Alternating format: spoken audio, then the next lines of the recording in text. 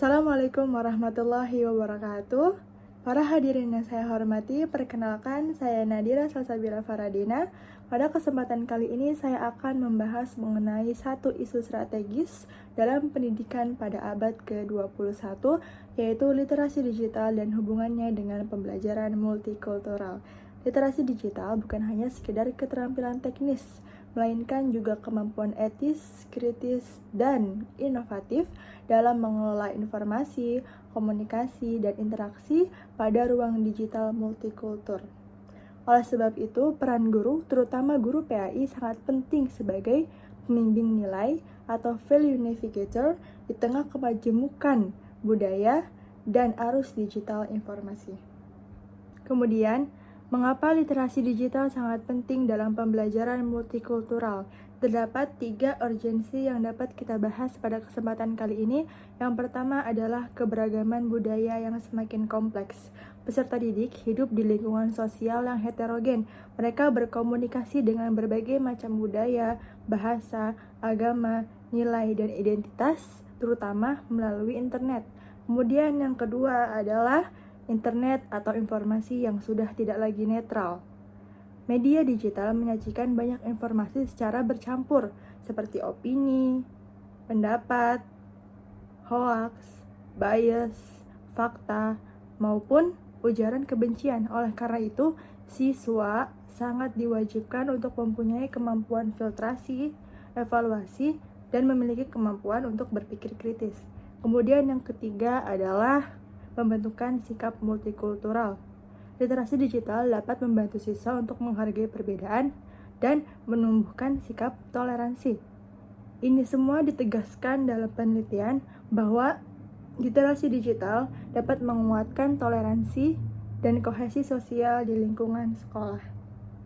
Kemudian adalah dimensi literasi digital dalam pendidikan multikultural. Terdapat 4 dimensi utama yang perlu dikuatkan. Yang pertama adalah akses informasi. Para siswa perlu mampu menemukan informasi yang relevan, terpercaya, dan berperspektif global.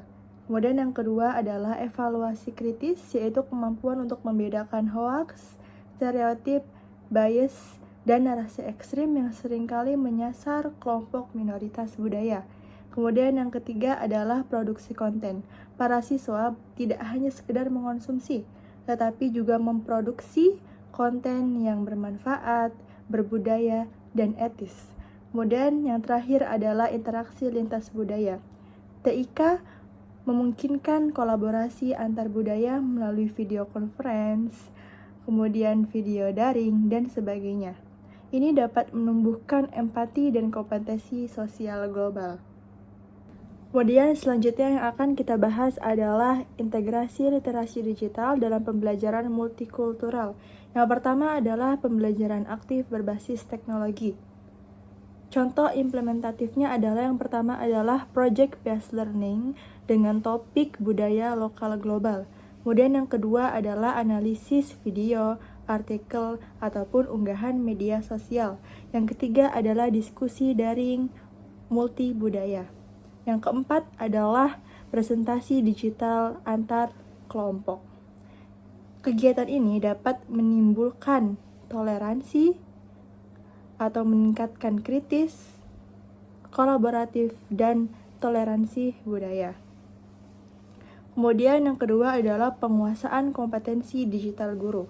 Guru yang memiliki kompetensi secara digital dapat merancang pembelajaran yang inklusif, dapat merancang pembelajaran yang dialogis untuk siswa dengan beragam perbedaan.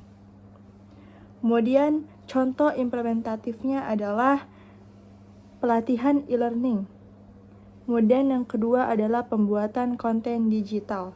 Yang ketiga adalah manajemen kelas virtual, kemudian etika digital dan penggunaan multimedia multikultur. Selanjutnya adalah inovasi media e-learning.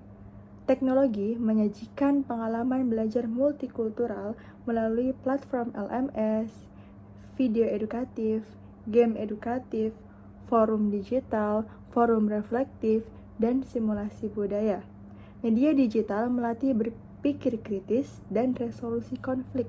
Kemudian yang selanjutnya adalah pembentukan karakter multikultural berbasis digital.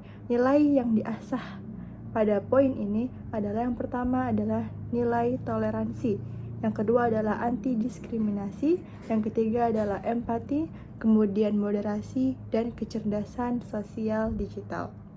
Kemudian yang akan kita bahas adalah peran guru dan institusi pendidikan. Terdapat dua kesimpulan penting yang akan kita bahas. Yang pertama adalah guru sebagai fasilitator multikultural digital yang bertanggung jawab dalam memilih materi digital yang inklusif, kemudian menangani misinformasi dan menyediakan ruang aman digital untuk siswa. Kemudian yang kedua adalah sekolah sebagai ruang edukatif multikultural. Sekolah perlu menyediakan infrastruktur digital. Kemudian yang kedua, membuat kebijakan anti-bullying dan anti-kekerasan budaya. Kemudian yang ketiga adalah mendorong kolaborasi lintas budaya. Kemudian tantangan yang harus dihadapi adalah yang pertama, ketimpangan akses digital. Kedua, rendahnya literasi digital guru. Yang ketiga, konten digital yang bias budaya. Kemudian yang keempat adalah potensi konflik akibat ujaran kebencian. Kemudian yang terakhir adalah kurangnya kurikulum integratif digital multikultural.